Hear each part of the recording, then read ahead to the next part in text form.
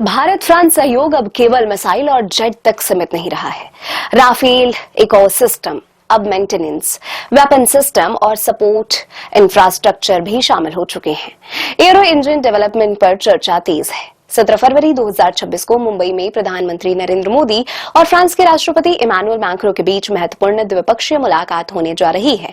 ये बैठक भारत और फ्रांस के बीच मजबूत होने के रिश्तों को और नई दिशा देने वाली मानी जा रही है। बदलते वैश्विक हालात में भारत और फ्रांस की भूमिका को लेकर यह चर्चा काफी महत्वपूर्ण मानी जा रही है।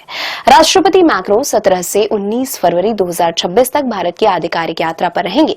ये यात्रा प्रधानमंत्री मोदी के निमंत्रण पर आयोजित की गई है। इस दौरान वे भारत में आयोजित एआई इम्पैक्ट कॉन्फ्रेंस में हिस्सा लेंगे। ये राष्ट्रपति मैक्रों का चौथा भारत दौरा है, जबकि मुंबई की ये उनकी पहली यात्रा होगी। इस दौरान दोनों देशों के बीच हैमर मिसाइल के भारत में निर्माण को लेकर नई डील आगे बढ़ने की उम्मीद है।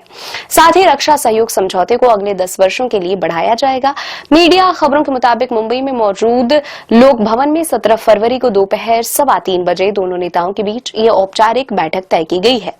बैठक में फ्रांस भारत रणनीतिक साझेदारी की प्रगति की समीक्षा की जाएगी। रक्षा सहयोग, अत्याधुनिक तकनीक, स्वच्छ और परमाणु ऊर्जा, अंतरिक्ष, समुद्री सुरक्षा और साइबर जैसे क्षेत्रों में सहयोग बढ़ाने पर विशेष जोर रहेगा। इसके अलावा इंडो पैसिफिक क्षेत्र की स्थिति, वैश्विक सुरक्षा, जलवायु परिवर्तन और अंतर्राष्ट्रीय राजनीति से जुड़े अहम मुद्दों पर भी दोनों नेता विचार साझा करेंगे। दोनों देश अब केवल खरीदार विक्रेता संबंध से आगे बढ़कर संयुक्त उत्पादन और तकनीकी साझेदारी की दिशा में कदम बढ़ा रहे हैं। भारत इलेक्ट्रॉनिक्स लिमिटेड और सैफ्रॉन इलेक्ट्रॉनिक्स एंड डिफेंस के बीच पिछले साल नवंबर में 50-50% की साझेदारी के तहत संयुक्त उद्यम समझौता हो चुका है। तैयार की जाने वाली मिसाइलों का उपयोग भारतीय वायुसेना और नौसेना अपने राफेल विमानों पर करेगी। भारतीय नौसेना को 2028 से 26 समुद्री राफेल विमान मिलने वाले हैं।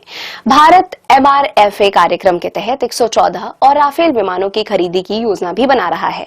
करीब 3.25 लाख करोड़ रुपए की इस परियोजना को हाल ही में रक्षा मंत्रालय की मंजूरी मिली है और अधिकतर विमान भारत में ही बनाए जाने की संभावना है।